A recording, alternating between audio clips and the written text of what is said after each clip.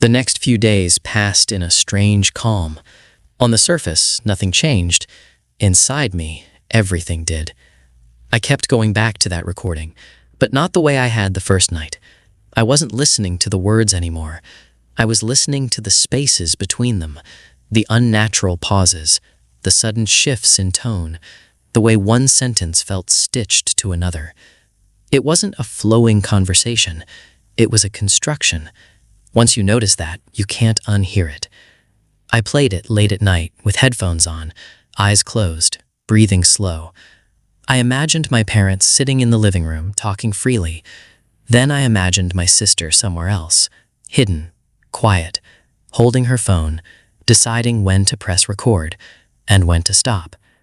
That thought made my stomach turn, because this wasn't just betrayal, it was patience.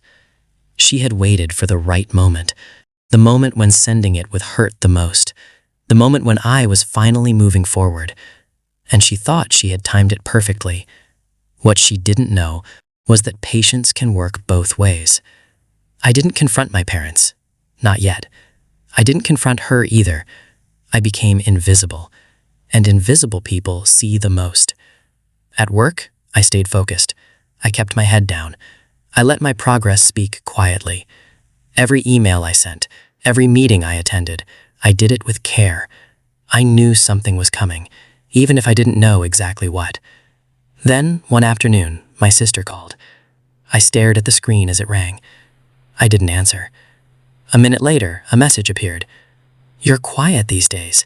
Everything okay?" I almost smiled. That wasn't concern. That was discomfort. She was used to reactions, long messages, emotional replies, defensiveness, tears. My silence was bothering her, so I stayed silent. That night, I finally did something I had avoided for years. I spoke to my parents. Not accusing, not emotional, just honest. I told them I had received a recording. I didn't say who sent it. I didn't play it. I just told them how it made me feel. Small, questioned, hurt. My mother's eyes filled immediately. My father went quiet in a way I hadn't seen before. Then my mother said something that changed everything. "We argued that day," she said softly. "But not like that. Not those exact words." My heart started racing. My father nodded. "Parts of that conversation are missing." That was it. The final confirmation. The recording wasn't just shared. It was shaped. In that moment, I didn't feel angry anymore. I felt clear. I didn't need to destroy my sister. I just needed to let her face what she had built. A few days later, there was a family gathering. Nothing big, just dinner. She was there, laughing, talking, acting normal. She kept looking at me, trying to read my face. I kept mine calm. At one point, she leaned closer and whispered, "So, did you listen carefully?" I looked at her and said, gently, "Yes, very carefully." Something flickered in her eyes. Uncertainty. Later that evening, when everyone was sitting together, my father spoke. He didn't raise his voice. He didn't accuse anyone. He simply said, "I've been thinking a lot about privacy, about how dangerous it is when private moments are taken out of context." The room went quiet. My sister froze. He continued, "Words spoken in frustration don't define love, but editing them, using them, that says something else. No names, no pointing, but she knew." Her face lost color. That night, my phone buzzed again. A long message from her, angry, defensive, confused. She said I had misunderstood, that she was trying to help, that I was being dramatic. I read it once. Then I replied with a single sentence. "I know the recording was edited." There was no reply after that. Minutes passed, hours, then days. At the next family event, she barely spoke. She avoided eye contact. She wasn't loud anymore. She wasn't confident. The power had shifted. Not because I attacked her, but because I refused to carry her weapon. Eventually, she stopped trying to explain herself. People who manipulate hate one thing more than exposure. They hate being seen clearly. And that was my revenge.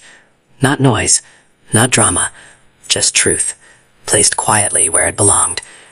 Today, my relationship with my parents is stronger. Not perfect, but real, honest, human.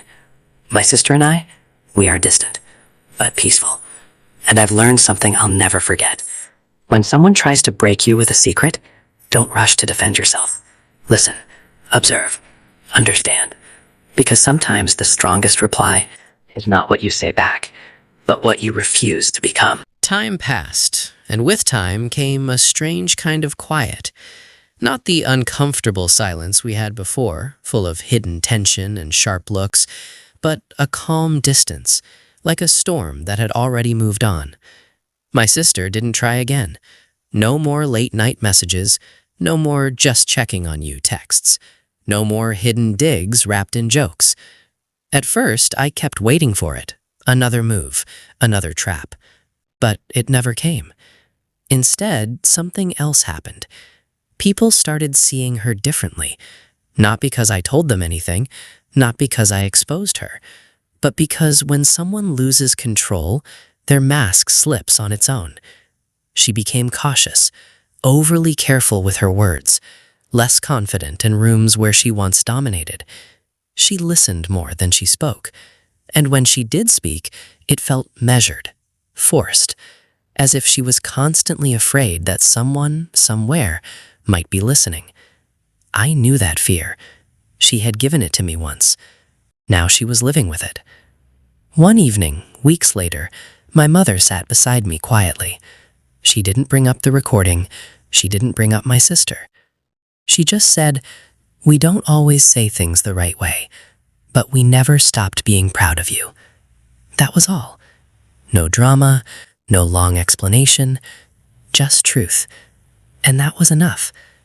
I realized then that what hurt the most that night wasn't the recording itself. It was the belief that those words defined my worth. They didn't. They never did. I also understood something deeper, something uncomfortable but important. My sister wasn't born cruel. She became that way slowly. Comparison, competition, the need to always stay ahead. Somewhere along the way, she stopped seeing me as family and started seeing me as a threat. That doesn't excuse what she did, but it explains it. And understanding takes away power from anger. Months later, she tried to talk. Not directly, not honestly, just a casual message. "Hope you're doing well." I replied politely, nothing more. Some bridges don't need to be burned. They just need to be left behind.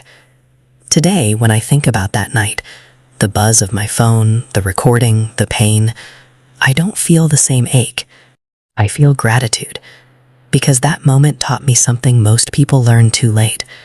Not everyone who smiles at you wants to see you grow. Not every truth is meant to destroy you. And not every battle needs noise to be won. Sometimes the strongest revenge is growth. The strongest response is dignity. And the deepest justice comes when you refuse to let bitterness change who you are. She wanted to humiliate me. Instead, she revealed herself. And I walked away stronger, without raising my voice, without breaking my values, and without becoming the person she wanted me to be. That was the message she never expected. And that is the lesson I'll carry for the rest of my life.